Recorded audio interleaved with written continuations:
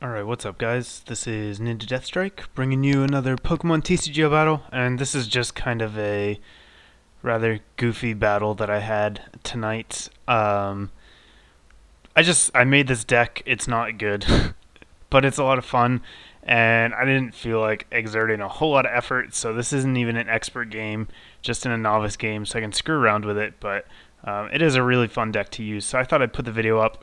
Haven't seen anyone else post a video with this deck yet, although by the time I actually publish it on YouTube, I'm not sure if that'll be the case. I'm sure some people are going to try this out anyhow, but you can see my hand there. I've got a Timpole and a Wigglytuff, so this is a round deck. It's focused on Pokemon with the attack round, and how that works is the more Pokemon you have in play with that attack, the more damage you do. So I believe that Wigglytuff's it does 20 damage for every Pokemon with the round, and Seismitoad does 30 times, and I think Palpitoad is 20 times too. I'm not sure on that. But anyhow, obviously if you get a bunch of Pokemon with the same attack in play, and then you go with Seismitoad, you can hit for some pretty big numbers for just 2 colorless energy. So the main problem, as with any deck in the format right now, is that it doesn't use basic attackers, and therefore it's not playable, because that's just how the format is. Unless your name is Magnezone, you can't really attack unless you're basic, and even Magnezone, some people are questioning whether he's got what it takes to hang on now with the EX is out. So anyhow, I'm going to go ahead and P-Com for my Pichu here, because I do need a bench full of stuff. So even though I don't really like Pichu as a card, it does make sense in this deck. And then just going to grab 2 Timpoles and 2 Jigglypuffs. Basically, the goal is the Jigglypuffs are a lot easier to get on the bench since it's just a stage 1, but Seismitoad has the bigger attack since he's the only one with 30 times. So I want to stock my bench up with Wigglytuffs rather, and then get a Seismitoad up, and maybe even a Palpitoad if I can manage it, and then just start hitting for a lot of damage really cheaply. So it is going to allow, of course, my opponent to set up his bench. He pulls out just a ton of grass stuff. We got a Virizion and a bunch of basics that go with stage 2, so he's not using a real fast deck, which is good for me because it's going to give me at least a couple of turns to set up. And this deck is super slow. Not only does it have a stage 2 main attacker, all of its supporters are at least stage 1, so, and you need like a bunch of them. You need at least 3 of them on the bench to even be able to hit the numbers you're aiming for. So yeah, not going to set up too fast, and that's why I have both a Pichu and a Cleffa in the deck. Pichu makes the ideal first turn since you can get all the basics down, and then Cleffa lets you hopefully just keep shuffling out your hand until you get those evolutions and get them going. So I'm going to get a turn 2 Wigglytuff. Doesn't really matter since Wigglytuff not that great. It's just there's a supporter. It can attack if it has to, but you really want to be attacking with Seismitoad. So I'm going to go ahead and end here. He's got a bunch of cards in his hand. I don't want him to have that. So I'm going to end and get a whole lot of nothing. I can't do anything with that hand at all. So I'm just going to retreat out, go into Cleffa, and try again. So I eke out here. I believe I get a much better hand this time. I get a Palpitoad, so I'll be able to get that going.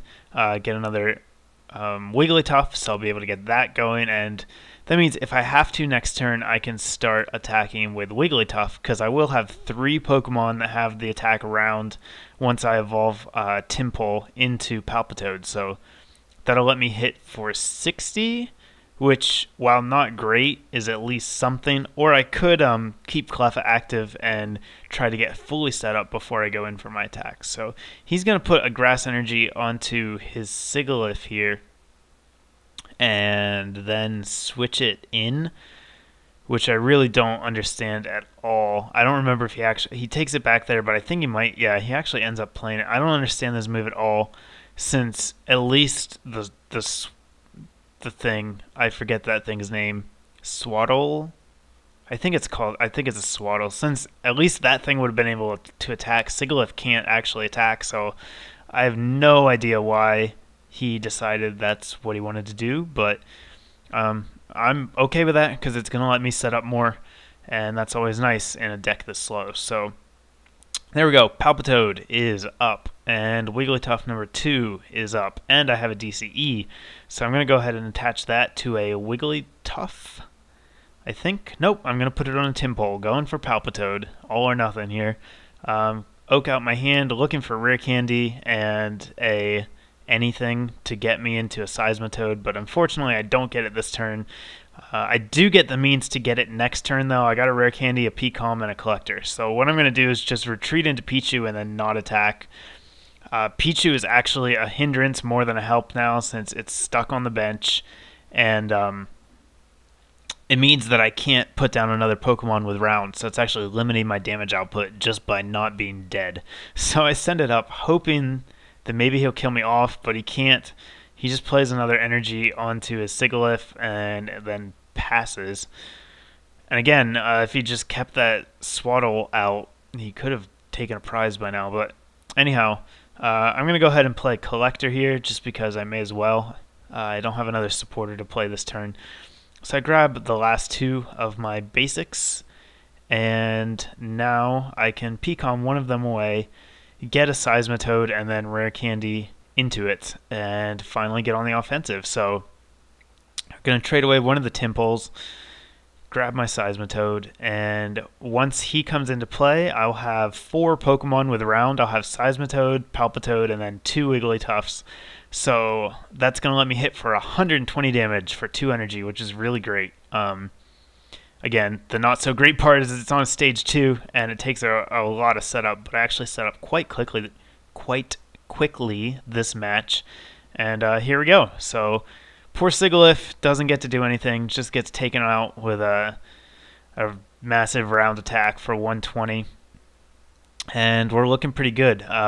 Seismitoad is weak to grass, so I expect that he is going to go down pretty quickly, actually, because it's not going to take much. That Virizion luckily doesn't have any energy on it yet, because that's going to be able to one-shot me. And the other major problem with this deck, other than the fact that it relies on a stage 2 attacker, is it relies on repeated stage 2 attackers. So even if one gets taken down, not only do you have to have another one ready to promote, you need to replace the one that got killed just to keep your damage up. So you have to constantly have a stream of incoming stage 2s, which is just basically impossible with Catcher. It's never going to happen unless you get extremely lucky and all 4 of their catchers get prized or something ridiculous like that. So here comes Swaddaloon, maybe is its name. I'm going to go with Swaddaloon. It's going to hit me for 40 super effectively, so that's cool. I'm actually much happier that he decided to put energy on that as opposed to his Virizion. And then I'm going to Pecom out here, grab another Seismitoad, just because, like I said, I need a constant stream of them coming, and I may as well evolve that Palpitoad. Just so I've got another one ready to go.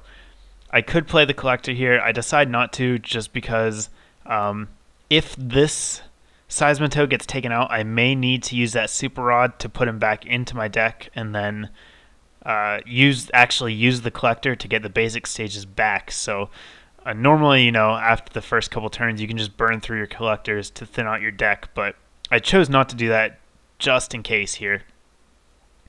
And I didn't really need to, you know, I've got everything I can right now.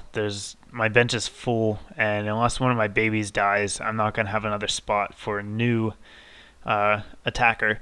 So he's going to send out Swaddle number 2, and now he finally starts powering up Virizion, which is really probably what he should have been doing from the outset. But I guess better late than never. He gave up 2 prizes, so that's not too bad, but unfortunately he doesn't have any way to accelerate his energy, which, you know, until Celebi was out was a big problem for any kind of grass deck, but he could be running Celebi Prime now. I guess he probably doesn't have any, though. So he's just going to get some energy there with interviewers questions, but he can't do anything with them yet. And I'll go ahead, finish charging up Wigglytuff just in case I need it. You know, this deck, while it takes a ton of evolved attackers, it is very energy cheap. All of its attackers attack for a single DCE or 2 of any energy, so it's not really going to hurt me to have that energy invested in Wigglytuff here, because there's plenty to go around. So I take out whatever he had active, Swaddle I think, and then he's going to sack his Chikorita so that he can continue powering up Verzion. And since he has that interviewer's questions, he obviously has enough energy to get it going. I think that's the second one he just put on there. And now he's going to go for a Professor Elm and actually get Bayleaf, which, okay. He would have been better off going for the Servine, the next form of Snivy, just because it doesn't matter if Bayleaf evolves. It's going to get blasted for 120 or 100 after resistance this turn. But now we see he's got a Crushing Hammer, so I do see where he was going with it now. Hoping to buy himself some time, which is actually a really smart play on his behalf. He gets ahead, so I lose my DCE and then top deck another like a boss and just reattach it. So sucks to be that guy. I think I may have to get a Heart of the Cards clip and just put it in when I top deck stuff like that. And actually, I think I might do that right now. So you probably have already watched it. But anyhow, now Virizion is out and it's ready to go. And it's going to do 200 damage. My Seismitoad is not going to like that, and he's going to croak. Pardon the pun. So anyhow, it's a little too late now, though. As you can see, he needs to take 6 prizes, and he can only use his Sacred Sword attack every other turn, which is definitely not going to cut it. So here, I need 4 things with round to be able to one-shot this Virizion. So I make a play that I would probably not make against a more experienced player, and that is to just send out Pikachu to stall. You know, in a normal deck, I would probably actually go into Wigglytuff here and keep up the pressure, but I just kind of want to finish it off with another 120 blast from Seismitoad, so I'm just going to leave Pichu out to die. You know, if Catcher had been an issue or anything like that, I would have been better off just attacking with Wigglytuff, but I wanted to one-shot it just because I got kind of greedy, honestly, and I was just playing this deck to screw around, so I wanted to hit for big numbers. So he's going to attach a 4th Grass Energy to Virizion. That's cool, I guess. Maybe, you know, he needs the extra just in case suddenly Crushing Hammer comes into play, but actually he didn't even need to do that. I guess it would be in case of a double Crushing Hammer, since he can't use Sacred Sword anyhow. So, I'm going to go into Cleffa, just as a placeholder. May as well drop that other Timpole, and then actually I think I pick it up, because I wasn't sure if I had another basic, so I wanted it just in case I need to P-Calm it, but it turns out I do. So, I can go ahead and drop it, just for shits and giggles, and then P-Calm the other one out, grab my 3rd Wigglytuff just for a chorus support. There it is. That's going to put me back up to 120, which after Virizion's water resistance will put me at exactly 100 damage, which just happens to be how much damage I need to take this thing out. So, I'm going to retreat into Seismitoad number 2 and use round again. That's going to take out Virizion and all 4 energy attached to it. Let me draw a prize. And now it is all up to Snivy and a mountain of grass energy this poor guy has with no way to attach it. So he's just going to concede here. That is going to be the game, and this is a very goofy deck. But it works, and it's super cheap. It won't win against a real deck, though, that's for sure. You have... potentially you could actually hit for 180, which is enough to one-shot any of the EXs, assuming they don't have Eviolite, which most of them will. But in order to do that, you need everything on your bench to know round, and the chances of that happening are probably statistically insignificant. So anyhow, this is a fun deck to mess around with, and I just wanted to show it to you guys. I will have more real decks coming your way shortly. I promise. I've actually taken some videos with a couple other like actual real decks. So I will mix those in with some of these more goofy decks in the following days and have more coming your way shortly. Thanks, guys.